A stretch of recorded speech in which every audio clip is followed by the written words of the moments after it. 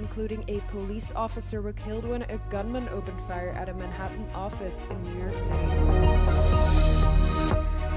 Flash floods killed at least one person in Romania, while neighboring Turkey and Albania continue to deal with widespread wildfires. UK Prime Minister Keir Starmer and US President Donald Trump say their nations will boost aid to Gaza to help with what Starmer called an intolerable situation. 4 people, including a police officer, were killed when a gunman opened fire at a Manhattan office in New York City. The gunman shot several people in the lobby of the building before proceeding to the 33rd floor, where he killed another person. The man then fatally shot himself. Our hearts are heavy. 5 innocent people shot tonight. We lost 4 souls to another senseless act of gun violence, including a member of the New York City Police Department, Officer Islam. Several others were injured, including one who remains in critical condition.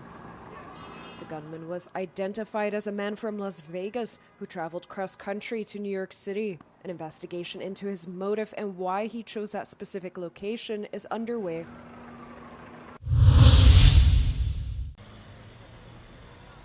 Portugal has announced new measures to strengthen its power grid after a blackout cut electricity to much of the Iberian Peninsula for hours in April.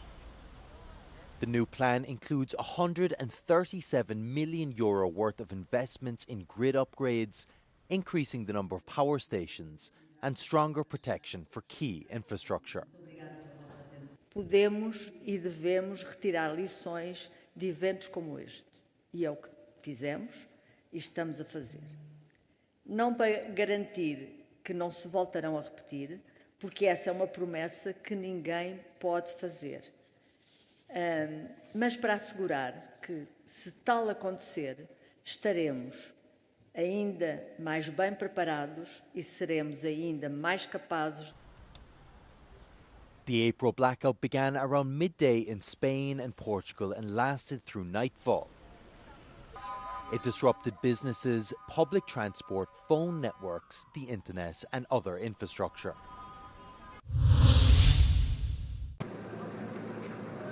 A landslide caused by heavy rain likely led to Sunday's deadly train crash in the German town of Biberach.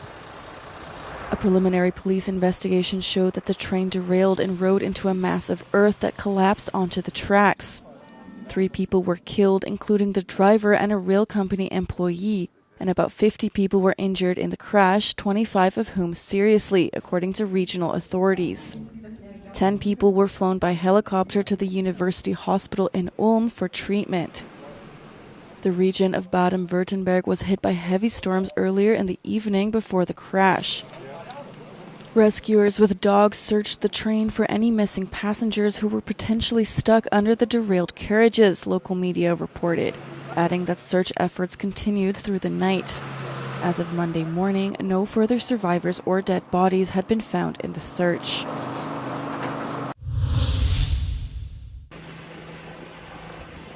Heavy rain swept across northeastern Romania overnight into Monday, causing flash floods that killed at least one person and forced hundreds to flee.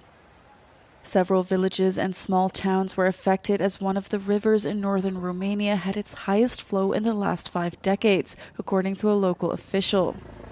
Helicopters were deployed to save people stranded in flooded houses. Meanwhile, neighboring Turkey and Albania continued to deal with widespread wildfires amid extreme summer conditions.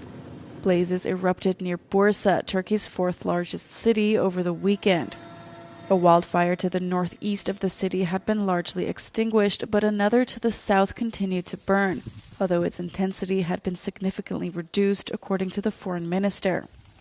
Further west, the Albanian Defense Ministry reported 6 separate fires on Monday, following 2 weeks of wildfires that have destroyed thousands of hectares of forest. U.S. President Donald Trump hosted UK Prime Minister Keir Starmer at his Turnberry golf course in Scotland on Monday, where the 2 leaders discussed the deepening food crisis in Gaza, Russia's war in Ukraine, and tariff rates. During the meeting, Trump said he plans to reduce the 50-day deadline he previously set for Russia to agree to a peace deal, highlighting his growing frustration with the ongoing war in Ukraine. I'm going to make a new deadline of about 10 or 12 days from today. There's no reason in waiting.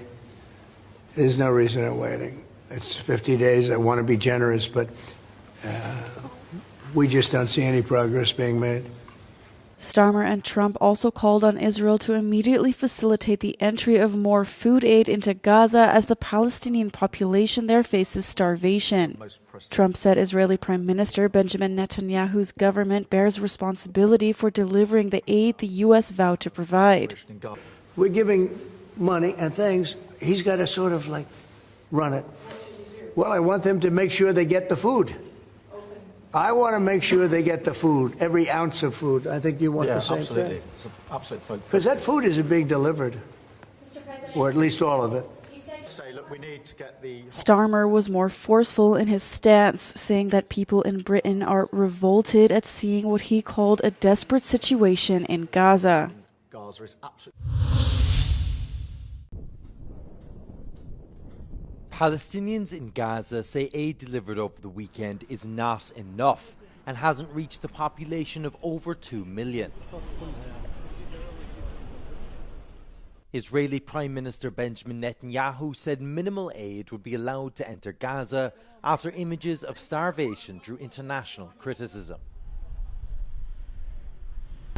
ما شفناش ولا حاجة لا شفنا مساعدات من بر ولا من جو ولا من أي مكان هينا قاعدين على الطريق ما بنشوفش شيء ولا بوصلنا أي شيء هينا قاعدين هنا بالخيام زي الشحاتين بنستنى كيلو طحين في الشحادة بيجيب لنا كم عائلة في مخيم تاني وثالث وقالوا الشحنات بدها تمرق ما شفناش الشحنات قالوا الأسعار بدها تنزل ما شفناش الأسعار نزلت الوضع صعب جدا أنا مش قادر نعيش مش قادرين نعيش أولادنا ما فيش هدنة مش شايفين هدنة لا بخصوص نرجع على دارنا ولا هينا نزحين الوضع هو حصار لا في أكل ولا في شرب. Israel has implemented daily 10-hour tactical pauses in parts of Gaza to allow for limited humanitarian access.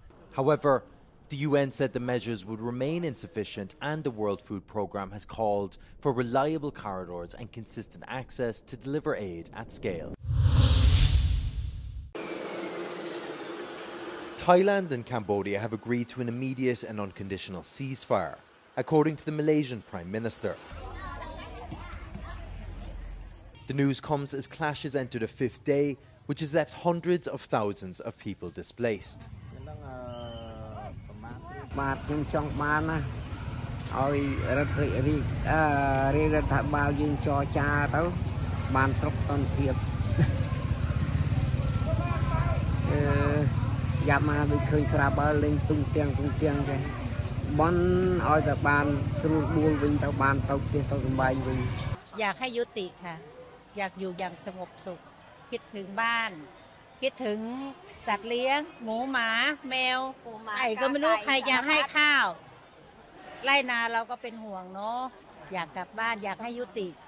Cambodia and Thailand have both blamed each other for starting the fighting, which began on Thursday after 5 Thai soldiers were wounded following a landmine explosion. Both countries have been facing widespread international pressure to stop the fighting. US President Donald Trump threatened to halt trade deals with both countries if the hostilities didn't end.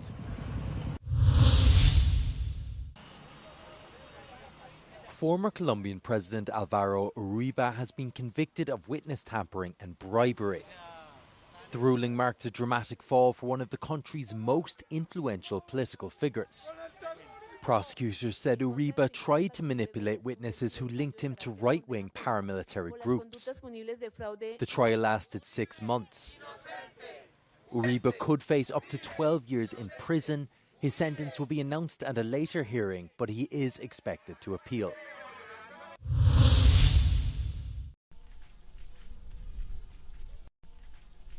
The unbearable burden of global prices increases hunger in Africa and Asia, including the Middle East.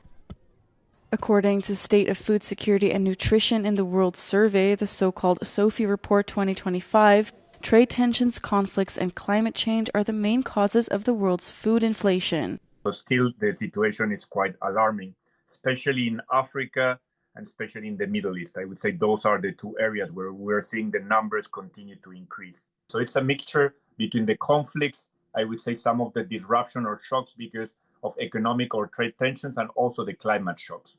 So the three are the three main drivers. The proportion of the population facing hunger in Africa surpassed 20% in 2024, affecting 307 million people, while in Western Asia, an estimated 12.7% of the population, or more than 39 million people, faced hunger in 2024. Increasingly dire living conditions for small farmers and rural populations in the developing countries is a catalyst of economic migration flows. It's very clear that when people do not have the ability of really having a livelihood where they are, then they are forced to migrate. So there's obviously a relationship many times between migration, the ability of feeding themselves, the ability of also saving with that food production. Small-scale farmers produce 1/3 of the world's food and up to 70% of the food in Africa. They are essential to food supply and food security in their countries, yet they live in poverty and hunger. 80% of the world's poorest live in the rural areas of developing countries.